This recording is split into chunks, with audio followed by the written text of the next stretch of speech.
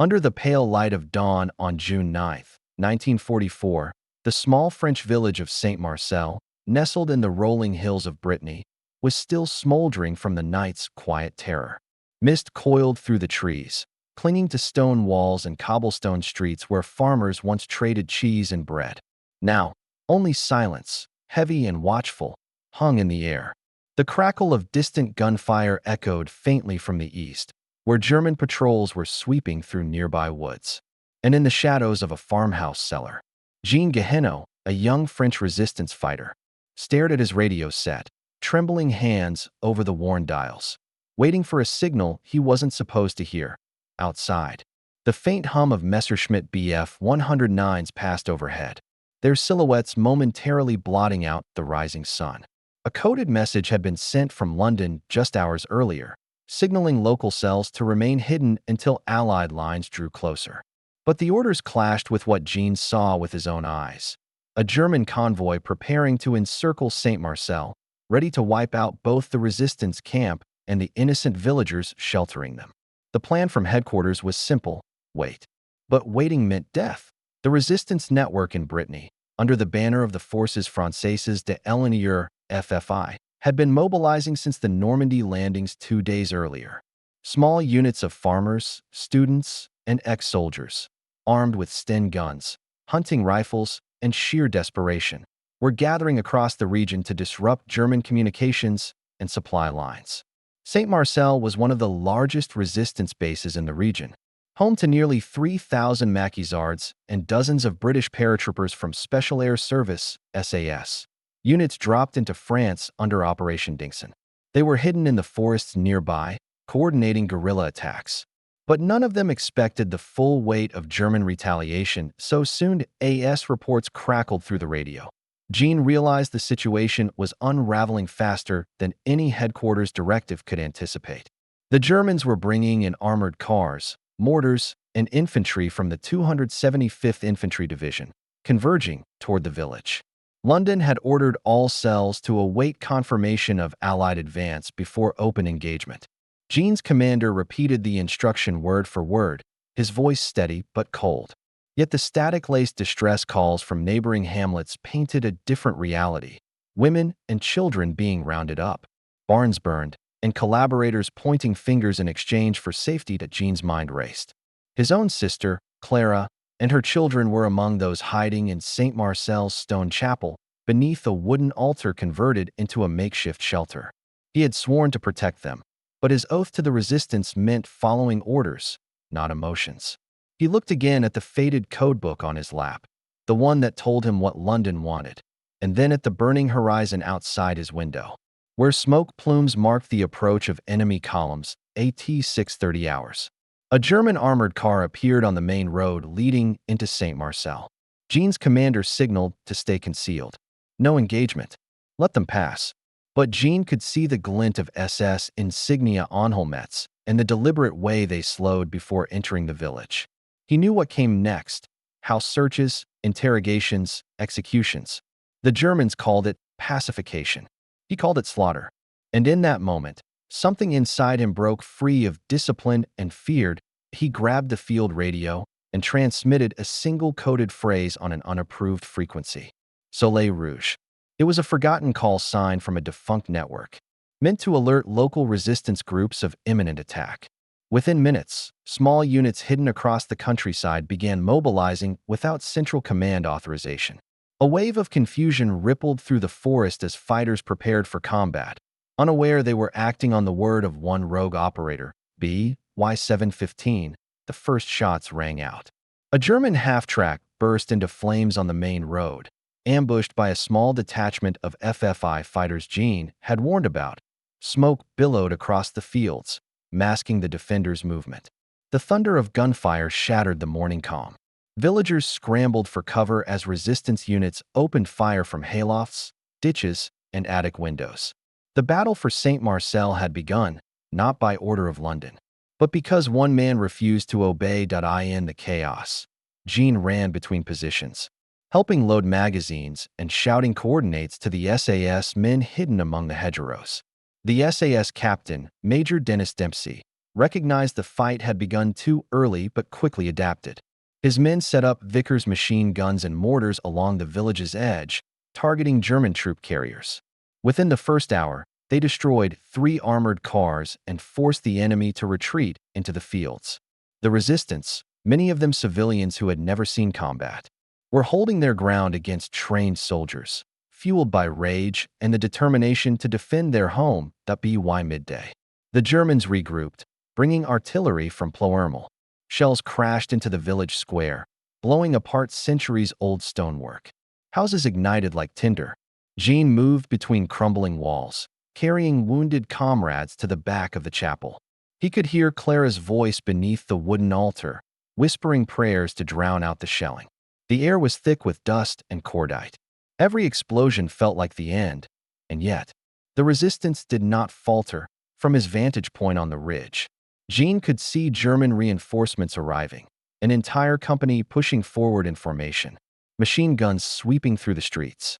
Outgunned, outnumbered, and cut off from command, the resistance fighters should have fallen back. But the village had become more than a position on a map. It was a symbol of defiance, of refusal to surrender even when abandoned by distant orders and careful plans. That as the day wore on, the Maquisards began to run out of ammunition. Jean found himself down to a single Sten gun with 2 magazines left. He spotted a fallen German soldier near a well and dashed through flying debris to retrieve his weapon. Bullets chipped the stones at his feet, but he made it back alive, clutching the rifle. Around him, the defenders' ranks were thinning. Bodies lay in the mud, French, British, and German. The cost of a single act of defiance measured in blood, 1,700 hours. Allied aircraft roared overhead, 2 RAF Typhoons, drawn by the smoke rising from the valley. They swooped low, strafing German positions and breaking their lines. For a brief moment, the tide turned. The Germans fell back once again, leaving behind burning vehicles and dozens of wounded. The survivors of Saint-Marcel gathered in the ruins of the square, trembling, exhausted, but still standing. Jean, covered in ash and blood, stared at the horizon. His unauthorized transmission had saved hundreds, perhaps thousands, of lives. But he also knew what it meant. Disobedience in the resistance carried severe punishment. He could be court-martialed, executed, or erased from the records he had just helped preserve. And yet, as the smoke cleared and the villagers emerged from their hiding places, he saw Clara step out of the chapel, clutching her children. He fell to his knees. The bells of Saint-Marcel, cracked and blackened from the heat, began to ring once more, faint, trembling, but alive. That evening, as the sun dipped below the hills, word spread across Brittany of what had happened. A single fighter had defied orders, and in doing so, bought precious time for Allied forces advancing west. But Jean's name was never mentioned in the reports sent to London. Only a single line appeared in the after-action summary. Unexpected early engagement at Saint-Marcel delayed enemy counterattack by 1 day. The true story of that engagement, and of the man who broke orders to save a village, would remain hidden for decades, until the war's end revealed just how close Brittany had come to annihilation. And yet, as night fell over the blackened stones of Saint-Marcel, Jean knew the Germans would return. The fight was far from over. The radio on his lap still hissed with distant voices, London calling, asking for status reports. Unaware that one man's defiance had already changed everything, he looked toward the forest where the SAS regrouped, his mind already on the next move. Because disobedience had bought them a single day, and that day would decide whether the resistance survived at all. The night after Saint-Marcel burned, the forests of Brittany seemed to hold their breath.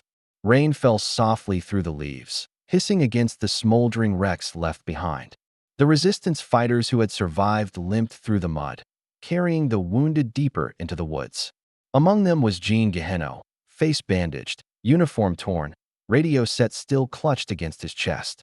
Around him, the whispers were uneasy. He had saved the village, yes, but he had done it by breaking orders. And now, as London re-established contact through the coded frequencies, a chilling phrase began repeating in their transmissions: unauthorized engagement. Stand down. Jean sat beside a fallen oak, listening to the rain patter on the steel casing of his radio. Across the clearing, British Major Dennis Dempsey and his small SAS detachment cleaned their weapons by lantern light. Their faces were hard and silent. Veterans of North Africa and Sicily, men who understood that wars were not won by obedience alone. Dempsey had already sent a report up the chain. Local resistance cell engaged enemy forces. Heavy casualties. Civilian lives saved. He didn't mention Jean's name, but he didn't need to. London would know someone had acted on instinct rather than order. Within hours, German patrols began combing the hills again. Armored columns from Vannes and Redon were converging, supported by elements of the 2nd Parachute Division. Their orders were ruthless: sweep, destroy, and execute anyone suspected of aiding the Maquis. They were under the command of General Eugen Meindl, a man whose airborne troops had once fought in Crete and were now turning their precision and brutality against the French countryside. The resistance had only days to regroup before annihilation. But in that chaos, something unexpected was happening. The unauthorized transmission, Jean's forbidden Soleil Rouge signal, had spread far beyond Saint-Marcel. Across Brittany, small cells intercepted the call and interpreted it as a general mobilization order. Bridges were sabotaged, rail lines torn up, and telegraph wires cut. The Germans suddenly found their supply routes strangled by a web of invisible enemies. It was a chain reaction no one had planned, yet it aligned perfectly with the Allies' objectives. Jean didn't know it then, but his act of rebellion was being analyzed in real time by Allied command. At Bletchley Park, British intelligence intercepted German field messages describing massive partisan activity west of Rennes and loss of communications to multiple forward units. Those intercepts reached Supreme Headquarters Allied Expeditionary Force, SHAF, within hours. General Eisenhower's staff noted the reports with satisfaction. The resistance was doing exactly what they had hoped for, disrupting German reinforcements bound for Normandy. None of them realized it had all begun with one defiant message from a French village. AS dawn broke on June 10th. The surviving Maquisards and SAS regrouped near Kaulac, 20 kilometers to the west. They established a new base deep within the forest, using camouflage tents and underground shelters. Major Dempsey took command of the defensive perimeter while Jean worked alongside the radio operators, setting up communications relays. The new equipment, Type 3 Mark II field radios powered by hand-crank generators, could reach London if atmospheric conditions were right. Every piece of wire, every coated sheet of paper, had to be hidden under moss or buried under roots when patrols approached. London finally responded mid-morning. Their message was curt: await further instructions. Do not provoke the enemy. Reinforcements in transit. Dempsey slammed his fist against the table. In transit. He muttered. We're bleeding out here. Jean said nothing. He understood what Dempsey didn't voice aloud. Reinforcements weren't coming. The SAS had limited drop zones, and the Allies were still consolidating Normandy. Brittany was too far, too dangerous. They were on their own. That afternoon, the first air resupply arrived. 2 Halifax bombers from RAF 138 Squadron dropped canisters into the forest, each packed with weapons, ammunition, and medical kits. The operation's codename, Sam West Resupply. Inside one of the containers, Jean found a new field radio, more powerful than his old one, and a small folded note written in English, for the brave souls of Brittany. Hold fast. It was unsigned. Using the upgraded radio, Jean began coordinating resistance groups across the region. They formed a network stretching from Quimper to Lorient, operating under code names like Tigre, Mistral, and Hirondelle. Messages were relayed in bursts of Morse code, disguised as weather reports. Each unit was tasked with sabotaging a specific railway or convoy route. The German army, already stretched thin, began diverting men from the front lines to hunt invisible enemies in the woods. Their frustration grew daily. Reports described phantom units striking at night, vanishing by dawn. A captured German officer later told interrogators that Brittany had become a nightmare. Every peasant, every shadow a threat. His statement, preserved in post-war archives, captured the essence of the resistance's impact. Jean had unwittingly triggered a movement that made German occupation untenable. By mid-June, Jean's name circulated quietly among the Maquisards. Some called him a hero. Others feared his defiance would draw reprisal. And they were right. On June 18th, German forces discovered the Kaulak base. Trucks rumbled down forest trails, searchlights cutting through the mist. Dempsey ordered a withdrawal, but the Germans attacked with mortars and flamethrowers. The forest lit up like a funeral pyre. In the chaos, Jean stayed behind to destroy the radio codes, a suicide mission by all accounts. When the smoke cleared, Dempsey's men found him unconscious, burned but alive. His radio smashed beside him. He had saved the network from Discovery.I in London. Intelligence officers noticed a gap in communication. 2 full days of silence from Brittany. They feared the network was destroyed. But on June 21st, a faint signal broke through the static.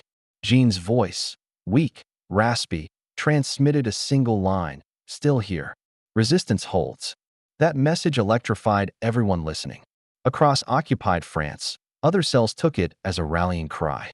The phrase "resistance holds" began appearing in chalk on train cars, walls, and bridges. Meanwhile, inside German command posts, panic was brewing. Their reports now spoke of coordinated resistance activity at a scale they hadn't seen before. Field Marshal Rommel himself noted in his diary that Brittany has erupted into open insurrection. Every time they thought they crushed one pocket of fighters, 2 more appeared. Jean's disobedience had transformed into strategy, but for all its heroism, the cost was immense. Over the following weeks, German reprisals reached a fever pitch. Villages suspected of aiding partisans were burned. Civilians were executed in town squares. Jean witnessed the aftermath firsthand: charred homes, silent streets, and crosses hastily erected over mass graves.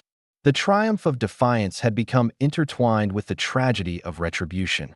Late one evening, as Jean sat beside the flickering firelight of their hidden camp, Dempsey approached him.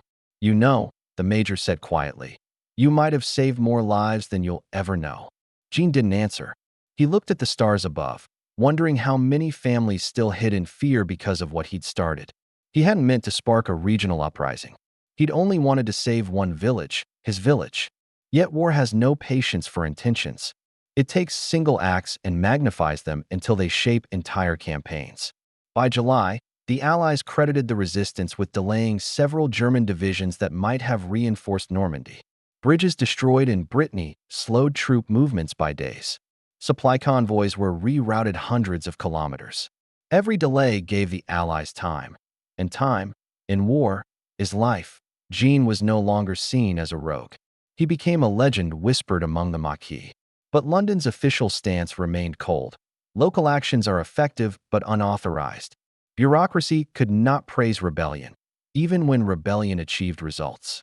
Still, field officers began quietly adopting his method, acting without waiting for approval, trusting their eyes over their orders. The spirit of Soleil Rouge spread through the resistance like a quiet wildfire as the summer deepened and Brittany prepared for full liberation. Jean's broken radio was repaired, its casing scarred but functional. He sat once more beneath the pines, hand hovering over the transmitter. Somewhere beyond the static, London was listening again. This time, when the call came through, "Await further instruction," he smiled. Faintly, because he already knew what had to be done, and what began as disobedience was now the foundation of an uprising that would change the course of France's liberation forever. By late July 1944, the forests of Brittany no longer hid whispers, they echoed with defiance. The Germans, desperate to maintain their crumbling grip on France, were retreating in disarray. Supply convoys moved only at night, and every road, every bridge, and every crossroad seemed to erupt in gunfire or sabotage. The resistance, once a scattered underground, had become an army in all but name. And at the heart of it all, still moving through the shadows with his patched radio and haunted eyes, was Jean Guéhenno. The man who had once broken an order now commanded the trust of hundreds. His defiance had become doctrine in a makeshift camp deep in the Lanvaux forest. Jean met with regional commanders under the flickering light of an oil lamp. They gathered around a crude map spread across a crate, marked with pins and smudges of charcoal. Allied front lines were pushing eastward from Normandy, and the German 19th Army Corps was trapped between collapsing bridges and ambushes. The plan was simple in theory, impossible in practice. coordinate simultaneous uprisings across western France to sever the Germans' last routes of retreat. It was no longer about survival. It was about victory. Jean leaned over the map, tracing his finger along the railway running from Lorient to Rennes. "This line," he said quietly, "feeds the entire coastal garrison. If it breaks, the Germans lose the coast. And if they lose the coast, they lose everything." The others nodded. But the sabotage mission he proposed was audacious. Blowing up a reinforced railway bridge guarded by 2 platoons of Wehrmacht troops and an armored car. The FFI fighters lacked heavy explosives, and time was against them. Word came that Allied forces would soon reach the Loire River, only days away from Brittany. Yet London's messages were cautious: minimize exposure, await regular army link-up. Those words had once meant something to Jean. Not anymore. He knew hesitation would give the enemy time to regroup. He ordered preparations to begin immediately. The explosives came from an unlikely source: a cache dropped weeks earlier by RAF Special Duties Squadron 161, intended for another region. Each charge weighed 6 kilograms and was made of British-made Nobel 808 plastic explosive, capable of shattering steel rails if placed precisely. Jean and his small demolition team, 3 men and 1 woman, René Gauthier, a former rail worker turned saboteur, studied the bridge for days, counting patrol shifts and measuring spans by moonlight. They moved like ghosts through the mist, invisible but ever-present, that on July 29, 1944, under a moon hidden by clouds, the team crept toward the bridge. The air smelled of wet iron and smoke from distant fires. German guards smoked near the sentry post, their laughter carrying faintly across the river. Renée crawled forward, wires and detonators strapped to her chest. Every creak off wood and every crunch of gravel felt like thunder. Jean signaled, 1 flash of a lamp, then 2. They placed the charges beneath the bridge's central span, securing them with strips of cloth soaked in oil to muffle the metallic clink. AT-247. The detonator clicked. A low rumble built beneath their feet. Then a burst of light tore the night apart. The blast rolled through the valley like an earthquake, flinging debris high into the air. Steel twisted, timber shattered, and the entire bridge collapsed into the river below. German searchlights flared instantly, bullets slicing through the darkness. The saboteurs fled through the trees as tracers lit up the fog behind them. Jean stumbled, falling into a ditch, heart pounding as the river's roar drowned out the gunfire. When he looked back, flames licked the remains of the bridge, a fiery wound in the German supply chain. Up by dawn, news spread across Brittany. The Lorient-Rennes line was gone. German radio chatter was frantic, their logistics crippled. The resistance celebrated, but the victory came at a price. Renée was captured during the escape. Her last recorded words, overheard by a farmer forced to watch her interrogation, were simple: "Tell Jean it worked." She was executed at dawn. The success of the sabotage, however, rippled far beyond the forest. Allied intelligence confirmed that the destroyed bridge delayed German troop movements by nearly 48 hours, time enough for General Patton's Third Army to break through toward Avranches. In his later report, an Allied logistics officer wrote, "Resistance activity in Brittany directly facilitated rapid Allied advance southward." The impact of a single mission had shifted the pace of the entire campaign, but victory did not bring peace. The Germans responded with savage reprisals. Dozens of villages were torched, and hundreds of civilians were shot as examples. Jean watched as fields burned, knowing each act of vengeance was the price of their defiance. His men began to falter under the weight of guilt. Was it worth it? One of them asked as they buried the dead near a roadside cross. Jean said nothing for a long moment. Then he replied quietly, "Freedom never comes cheap, but it always comes." By early August, Brittany erupted in open revolt. The Battle of Saint-Marcel, once an isolated engagement, became the rallying cry of a national uprising. Jean's call sign, Soleil Rouge, was now broadcast openly across resistance radio waves. It was no longer a forbidden signal, it was a symbol. Units everywhere began using it before attacks, a tribute to the man who had first dared to disobey. Allied officers who parachuted into France carried orders to coordinate with local elements bearing the Soleil Rouge code. What had begun as mutiny had become part of official Allied Strategy. When Allied tanks finally rolled into Brittany in mid-August, the resistance emerged from the forests to guide them through backroads and minefields. Jean rode alongside an American M4 Sherman, its hull streaked with dust and victory banners. The townspeople cheered as columns of soldiers passed through streets that only months before had been filled with fear. But Jean remained silent, his gaze fixed on the road ahead. He had lost friends, seen horrors, and carried the burden of choices few could understand as the Germans retreated toward the Atlantic pockets of Lorient and Saint-Nazaire. The Allies prepared for the final push. Jean's unit was folded into the regular French forces, now under General Koenig's command. His bravery earned him a commendation, but no medal. Official records noted him as Operative JG, communications irregular, actions effective. His name disappeared into the paperwork of liberation. After the war, when France began to rebuild, Jean returned to Saint-Marcel. The village he had saved was barely recognizable. New roofs, new streets, and children playing where ashes once lay.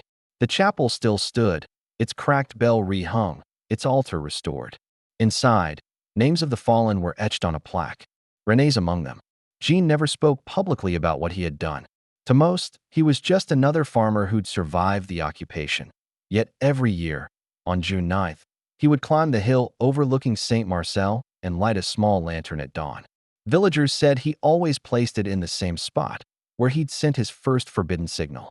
They would find him standing there, silent, as the sun rose through the morning mist.